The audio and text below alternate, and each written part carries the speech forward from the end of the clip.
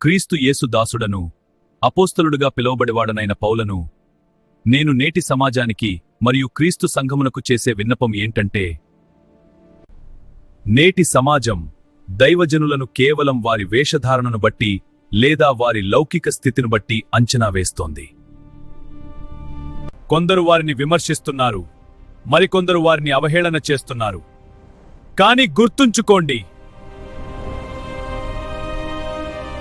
మేము లోకమునకు అనగా దేవదూతలకును మనుషులకును ఒక వింతగా ఉన్నాము.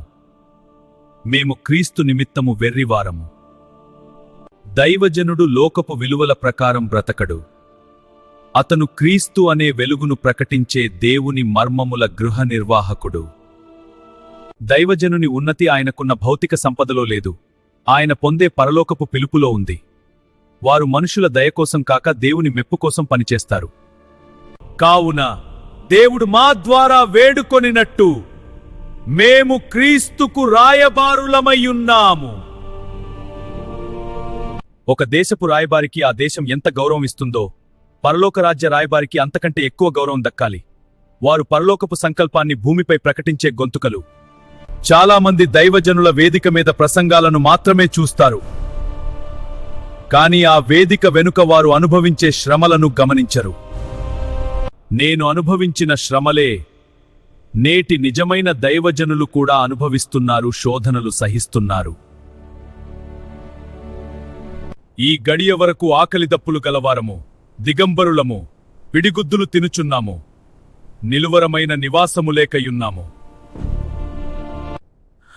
అన్నిటికంటే పెద్ద శ్రమ ఏమిటంటే, ప్రతి విశ్వాసి ఆత్మీయ క్షేమం, రక్షణ కోసం పడే ఆవేదన. ఎవడైనను బలహీనుడయ్యేనా? నేనును బలహీనుడను కానా? ఎవడైనను తొట్టుపడేనా? నాకును మంట కలుగదా? దేవుని సేవకుని తీర్పు తీర్చడానికి మీరు ఎవరు?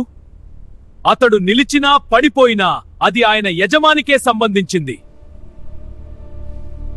ప్రభువునందు మీకు పైవారయ్యుండి మీకు బుద్ధి చెప్పువారిని మన్నన చేసి వారి పనిని బట్టి వారిని ప్రేమతో మిక్కిలి ఘనముగా ఎంచవలేనని వేడుకొనుచున్నాము. గుర్తుంచుకోండి, దైవజనుడు మీ ప్రాణాన్ని రక్షించే రక్షణ సువార్తను మోస్తున్నాడు. దైవజనులు పరలోక రాజ్యం కోసం లోకపు ఆశలను వదులుకుంటున్నారు. దైవజనుడు దేవుడు మీకు ఇచ్చిన బహుమానం.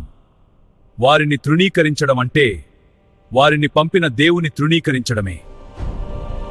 వారి చేతులు సడలిపోకుండా మీ ప్రార్థనలో ప్రేమతో వారిని బలపరచండి. క్రీస్తు యేసు కృప మీకు తోడయుండునుగాక. ఇట్లు మీ అపోస్తలుడైన పౌలు.